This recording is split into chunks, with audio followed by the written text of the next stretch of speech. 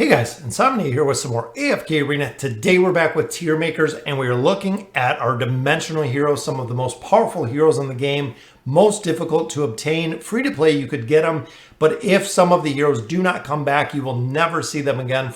So unfortunately, they might be gone permanently. But let's go ahead and look at which artifacts on which dimensional heroes are going to be the most efficient, starting with our first one, which is Queen. Queen starts with the eye. The eye is very, very strong because Queen is very reliant on critical rating and critical damage.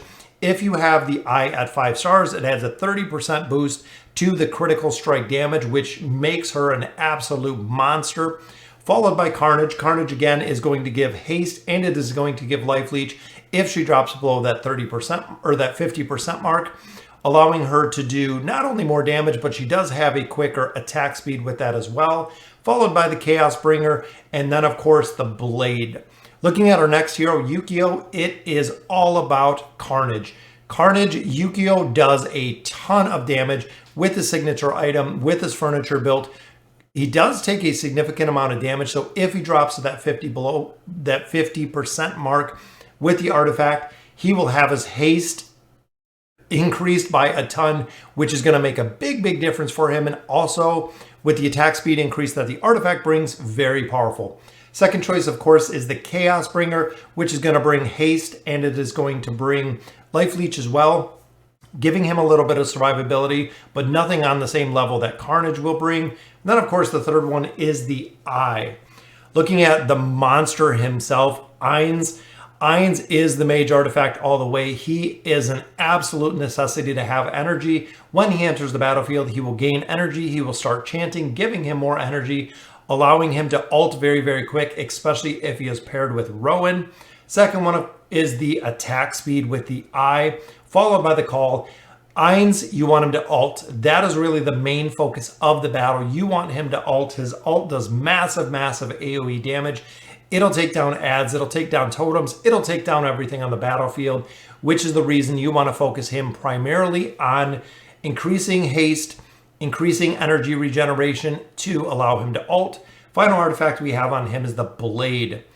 Joker is a hero that is Ranger celerity.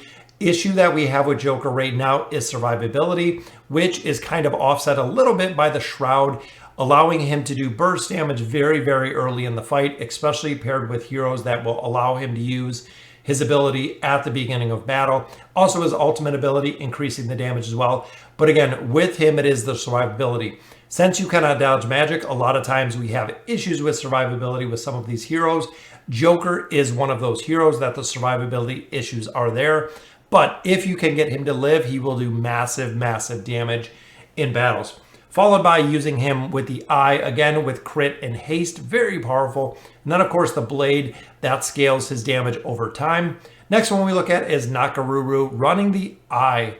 So the eye with her, very powerful. Again, for the crit, she is very crit heavy. If she crits, it does provide the stun with the signature item, which is why anything that will give her crit, anything that will increase her attack speed, the eye is ideally built for her, because of those two facts. Next one we look at is the Shroud, again with survivability. She does survive pretty well because she can lock down heroes and lock down multiple heroes with the stun that she provides. Very powerful. In addition, she is all over the battlefield with her ultimate ability, which brings us to my boy Ezio. Ezio is a hero I didn't like initially, started using him. We're running primarily the Blade on him. He is another hero that is all over the battlefield. He is a finisher. He is the ultimate finisher in AFK Arena. When heroes hit a certain threshold, he will kill them instantly. So unfortunately, if you did miss out on Ezio, hopefully they bring him back in some collaboration event or something to purchase him later. But he is super powerful running with Ainz, especially because they make a very tough combination. Second is, of course, the eye, followed by the Shroud, and then the call. Ezio is another hero that to do his execution ability, you have to have him ult. The more times that he ults will change the threshold of the ability itself. So making sure that Ezio is doing damage. Not only does he do a considerable amount of damage, but with the Blade, it will increase the amount of damage that he does. Now we look at our two tanks. So Albedo is the first one. A lot of people have really, really downplayed Albedo because of her survivability. With the waistband, it does help out quite a bit because it provides her a lot more hit points and a lot more defense than we were seeing with the barricade or we were seeing with the chalice. She is a tank that is run similar to Almas, similar to a lot of other tanks. Back row really suffices and does best for her, running her in the back row with the waistband. If you don't have the waistband, the healing of the chalice. Big thing with her in addition is a lot of the times if you run her front line, she will go to protect another ally. If you're running her with Ainz, she will go to protect Ainz first, meaning that she will not be in the front. She will not be taking that much damage because a lot of times she will go on specific heroes to keep them from dying, which is very, very powerful. Second one is the chalice. Chalice to heal her. So when she goes and hides, she can still have the heal over time. Third one is the barricade, which is not the ideal one because essentially for the barricade to trigger, a hero has to take fatal damage. If a hero does not take fatal damage, the barricade does not really do much at all, which is a very, very interesting to see with our next hero, which is Arthur. One of my favorite heroes in the absolute game, running him with the barricade. So his furniture will do essentially almost what the barricade does and what the barricade provides. Big thing with Arthur is one, Arthur has his own healing ability with his heal over time and immunity to crowd control.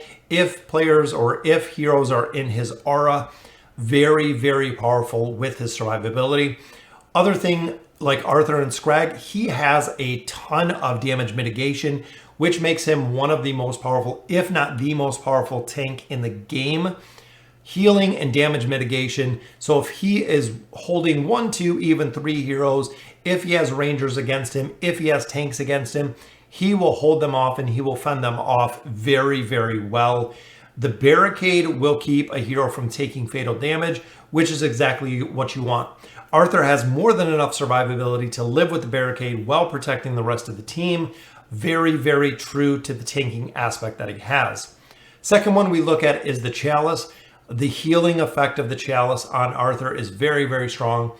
If he has his own heal, which is a heal over time, plus he has the heal from the chalice, again, it makes him a ideal tank, very, very tough to take down because he's essentially getting a double heal.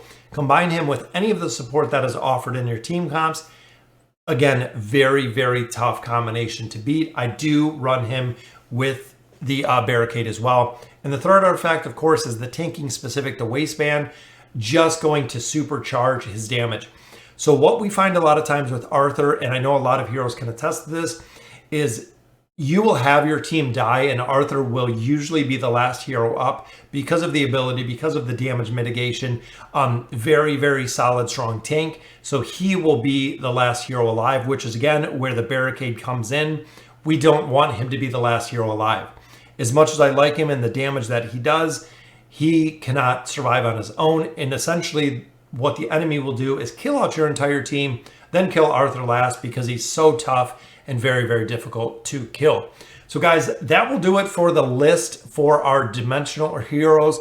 Very, very cool to see. Very unique with Queen running the eye. Again, she's very reliant on crit. Ainz, of course, running with the mage artifact, and Arthur are super solid, super strong tank.